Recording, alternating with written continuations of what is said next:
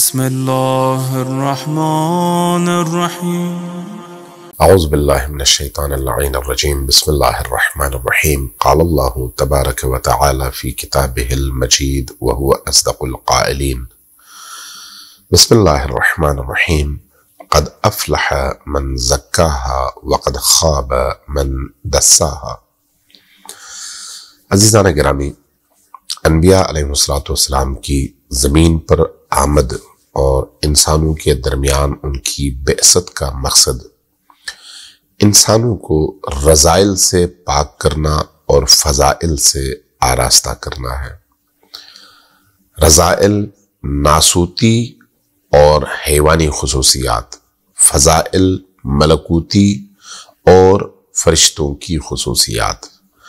انسان چونکہ درمیان کی مخلوق ہے، اس لیے ان دو قوتوں کے درمیان انسان کو بیلنس کر کے چلنے کے لیے اور چلانے کے لیے دین آیا ہے۔ اب اگر ہم اپنی عملی زندگی میں دیکھیں تو انہی دو قوتوں کی ہمارے دلوں کے اندر، ہماری زندگیوں میں ہمیشہ ہمیں جنگ نظر آتی ہے۔ حق اور باطل کی جنگ، شہوت اور خدا پرستی کی جنگ، اللہ کی اطاعت اور شہوانی خواہشات کی پیروی کی جنگ۔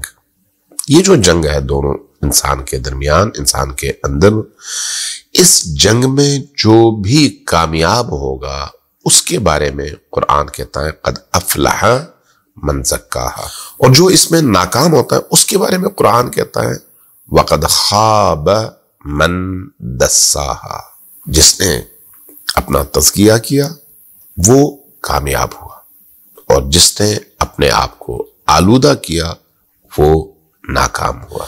آلودگی کے اسباب حیوانی ہیں اور پاکیزگی کے اسباب ملکوتی ہیں۔ اس لیے بہترین انسان اس کو کہا جاتا ہے جس میں اللہ کا خلق، اللہ کا اخلاق، اللہ کی قدریں، اللہ کی ویلیوز جس انسان کے اندر زندہ ہوں۔ اور بدترین انسان وہ ہوتا ہے جس میں زیادہ سے زیادہ حیوانی اور درندوں کی صفات مجتمع ہو جائیں اور جمع ہو جائیں۔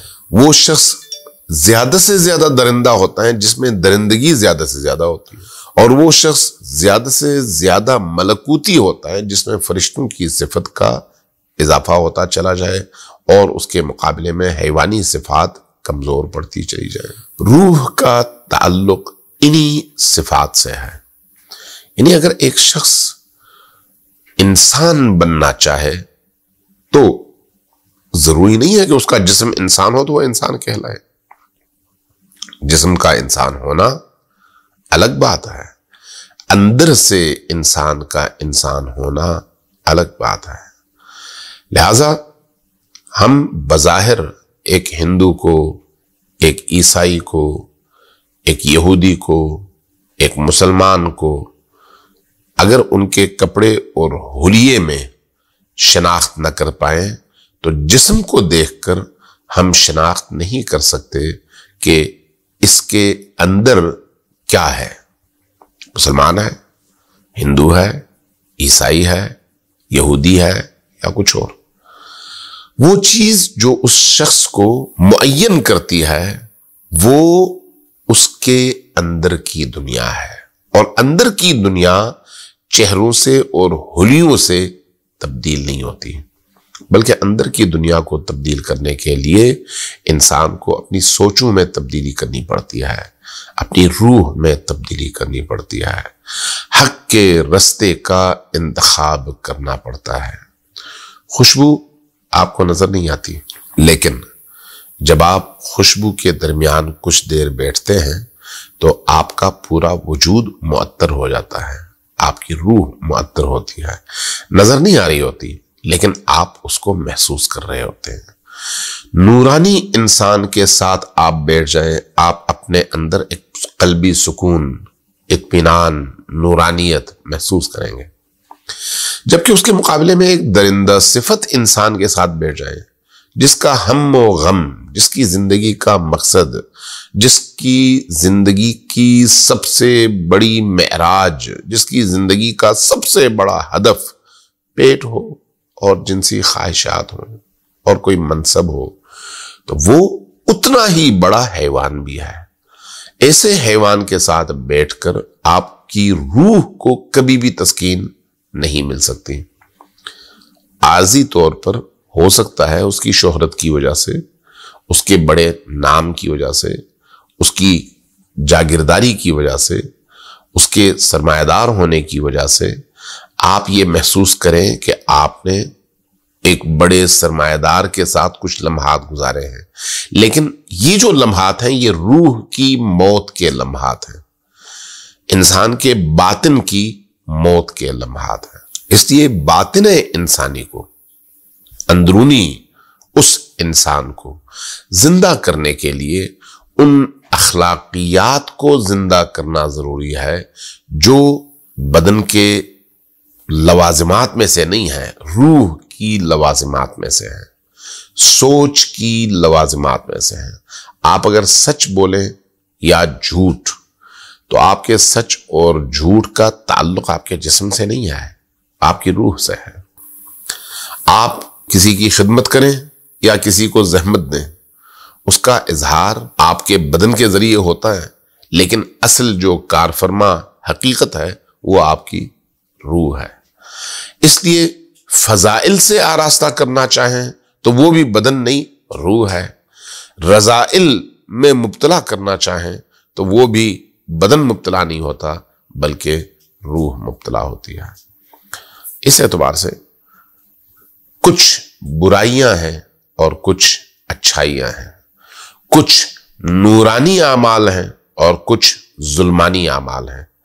نورانی اعمال کی بجا آوری انسان کو آسمانوں کی طرف، بلندیوں کی طرف، ترقی کی طرف، تکامل کی طرف لے کر جاتی ہے، اور ظلمانی اعمال کی بجا آوری اس کو اس تکامل کے سفر میں روکنے کا باعث بنتی ہے اور اس کو پیچھے کی طرف دھکا دینے کا باعث بنتی ہے۔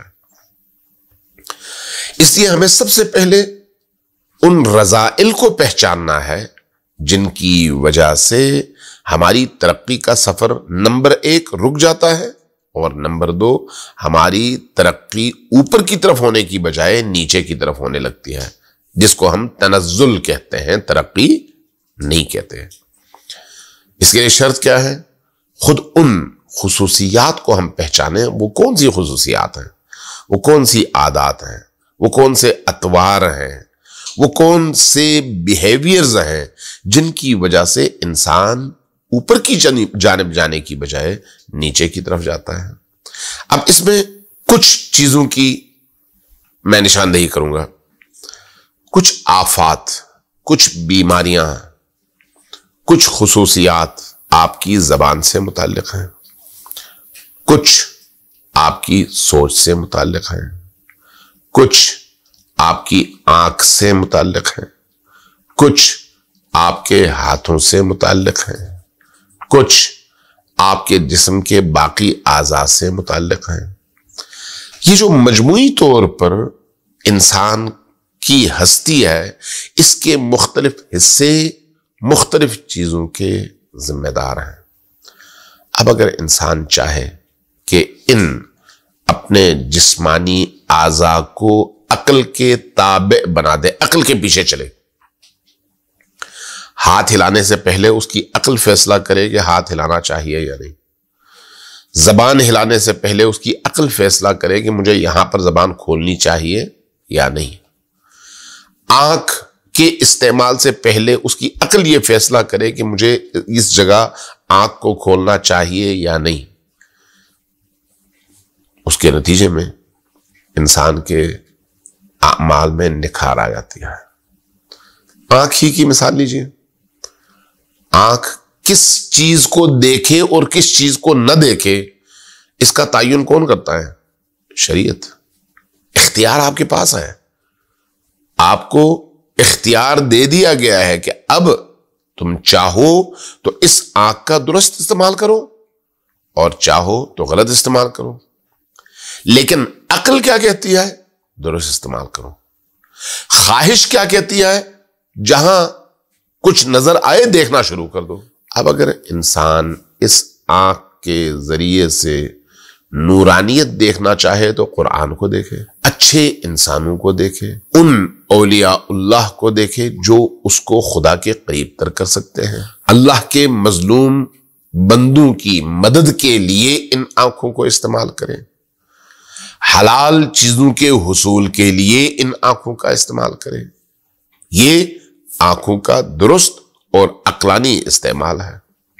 اور اس کے مقابلے میں اگر انہی آنکھوں کو نامناسب چیزوں کو دیکھنے کے لیے وہ استعمال کرے، ان چیزوں کو دیکھنے کے لیے استعمال کرے جو چیزیں دیکھنا منع ہے، نامحرم کو دیکھنے کے لیے استعمال کرے، حرام کو دیکھنے کے لیے استعمال کرے، شہوانی خواہشات کی اتباع میں اپنی آنکھوں کے ذریعے سے شہوت اور شہوانی خواہشات کی تکمیل کے لیے ان آنکھوں کا استعمال کرے، تو آنکھ تو استعمال ہوئی ہے، لیکن آنکھ کے اس استعمال نے انسان کو انسانیت کی اس راہ میں ترقی کی بجائے حیوانیت کی راہ میں تنزل کا رستہ دکھایا ہے۔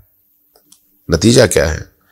نتیجہ یہ ہے کہ وہ انسان حیوان بن جاتا ہے، رفتہ رفتہ رفتہ رفتہ، جیسے جیسے ان صفات میں اور اس جسم کے حصے کے استعمال میں وہ عقل سے فاصلہ اپنا بڑھاتا چلا جاتا ہے اور عقل کی اتباع نہیں کرتا، عقل کی بات نہیں مانتا، دین کی بات نہیں مانتا، اللہ کی بات نہیں مانتا، تو نتیجتاً وہ شیطان، ہوا و ہوس اور خواہشات کا اسیر بن کر رفتہ رفتہ مکمل طور پر حیوان بن جاتا ہے۔